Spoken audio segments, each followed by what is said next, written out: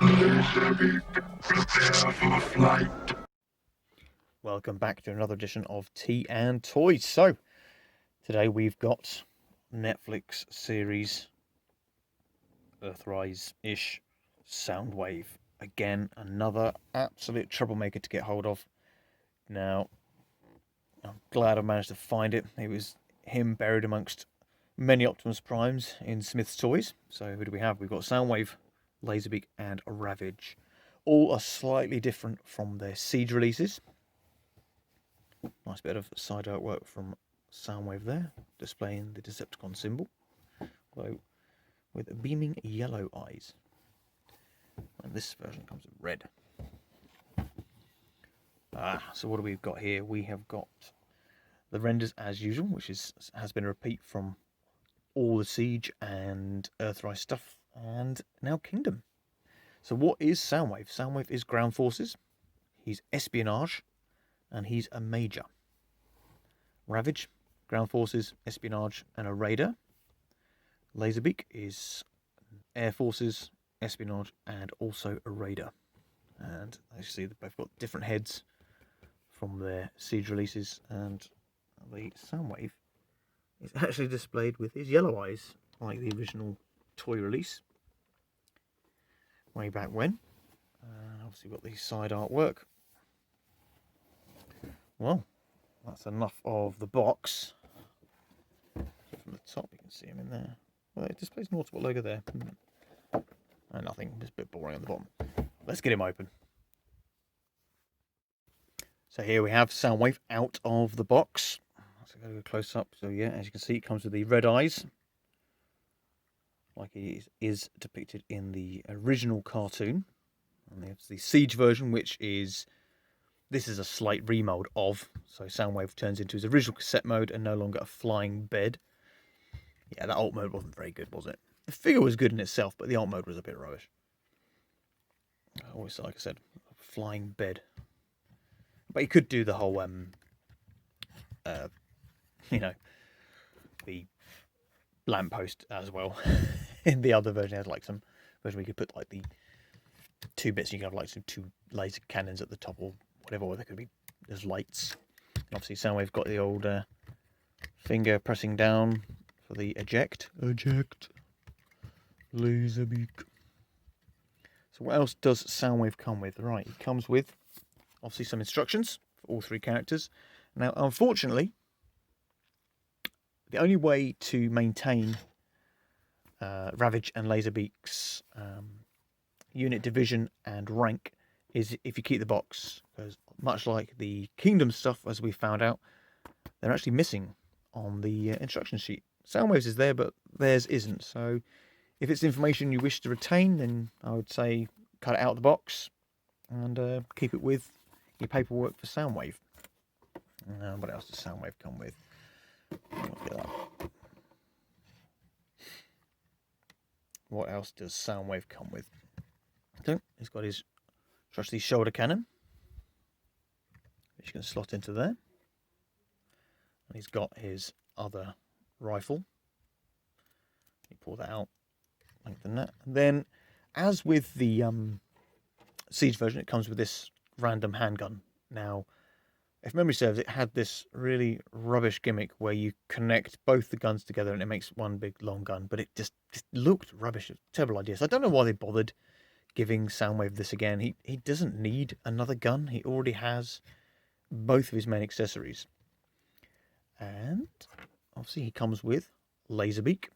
It's a Laserbeak in his cassette mode, his cassette Earth, and his Earth sort of robot mode. And Ravage again a more Earth mode Ravage. Let's get those transformed nice and easy. They both fit in here. Let's actually do that now whilst they're in the cassette mode. Got Soundwave like that with the Ravage cassette. Then we've got Laserbeak. Ooh, Laserbeak tougher to fit in there. Look at that. That's not. Oh, that's because I put the wing in wrong. Excuse me.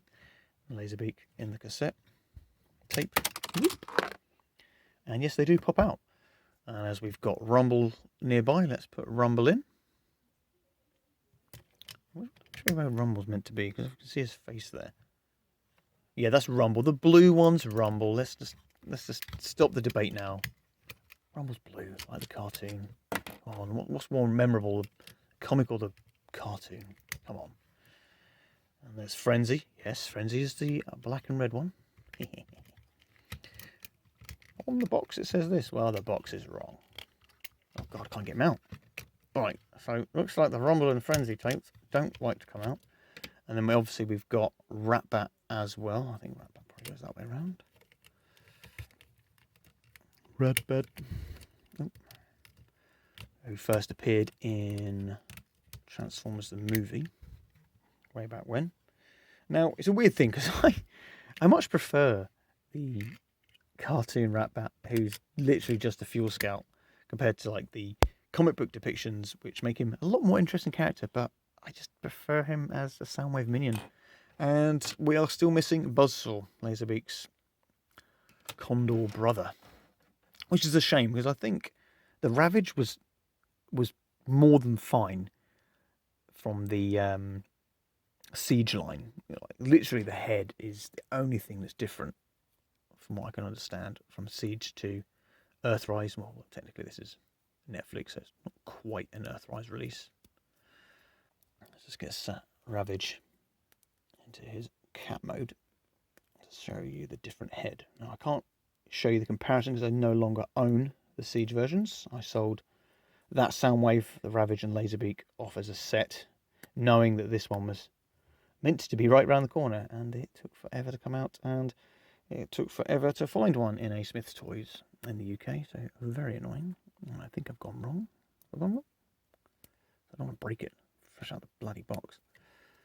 Here we go. Ugh. I think I've done something wrong. Ugh. Come on, bend down.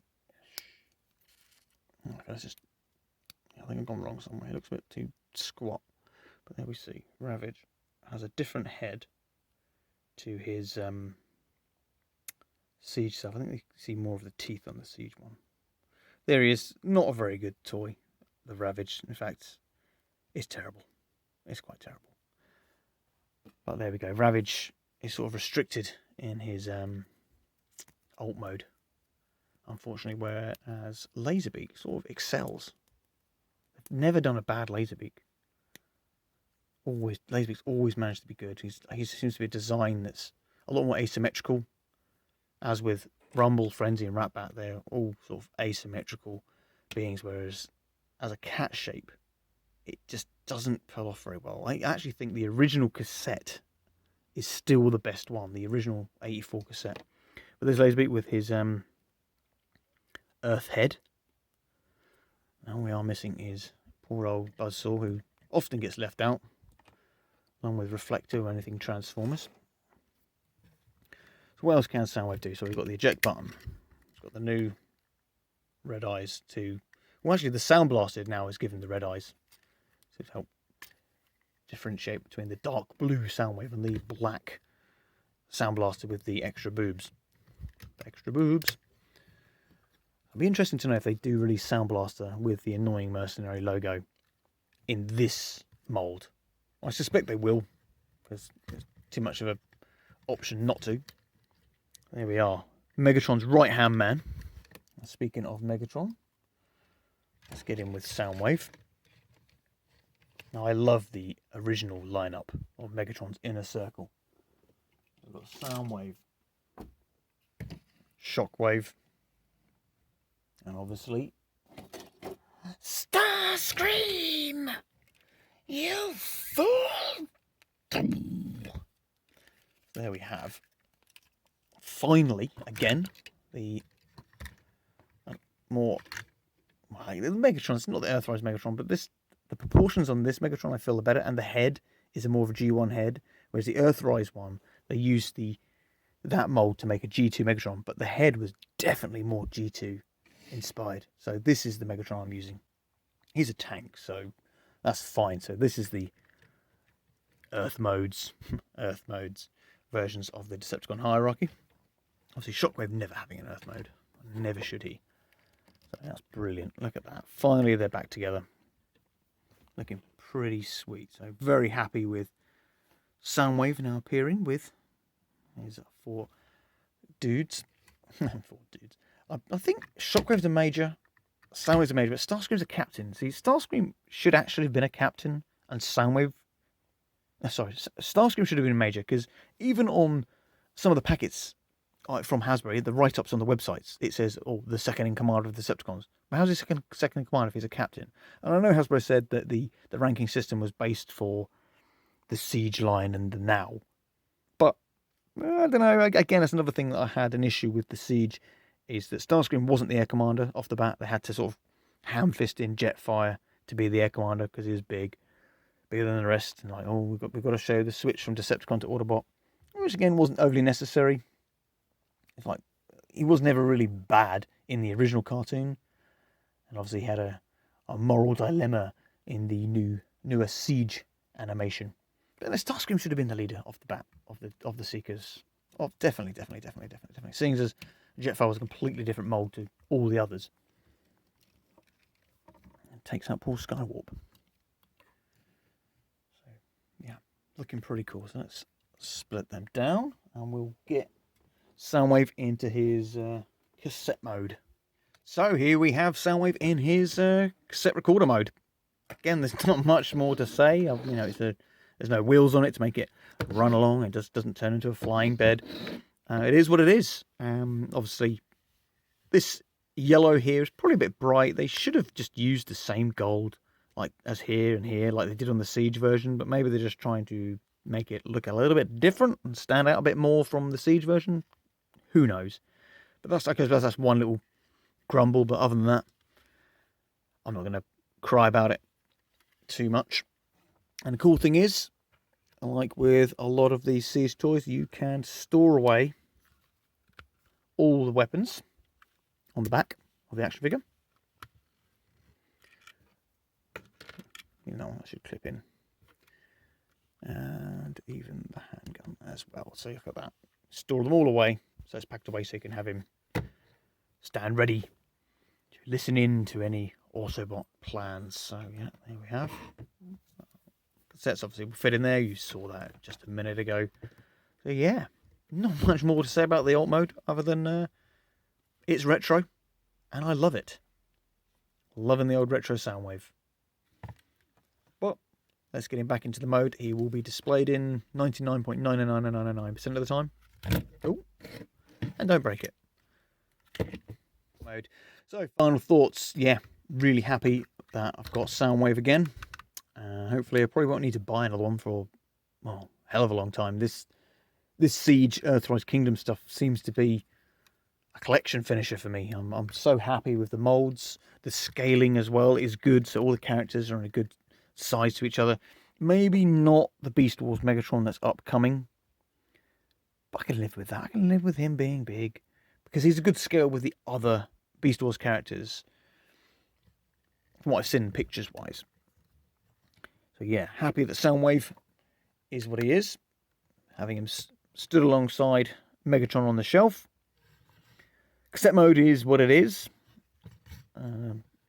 Obviously something of debate to make Soundwave a little bit more interesting, but you know, us older fans, we love Soundwave being the cassette mode. Maybe they'll adapt more. Maybe he'll be a bit more of like a tank type thing. You know, he's been like a mobile vehicle in other animations and continuities, so you know, we'll see. But it beats being a flying bed or a lamppost.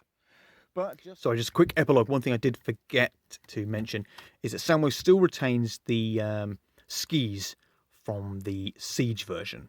Now these are on the figure because you need them to be able to connect it together for the alt mode. They do not do anything else other than to connect for the alt mode. They don't do anything towards either mode in Robot or in the alt mode. They're literally just a connecting device.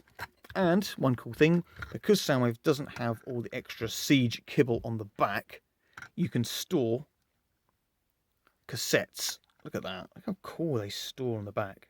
Of course, it'd be better if there's 2 blue ones, so it would blend in, but that's just the colour of Rumble Frenzy Rumble. But yeah, so there we go. You can store things on the back, looking quite nicely tucked away. So you can put Ravage in there if you want. Have Laserbeak on his shoulder. Ratchet can appear in the 1986 movie. But one cool thing, you can actually store all the cassettes on Soundwave without any issues. So if you really want him to have Laserbeak perched on his arm, you can do that through Laserbeak's peg.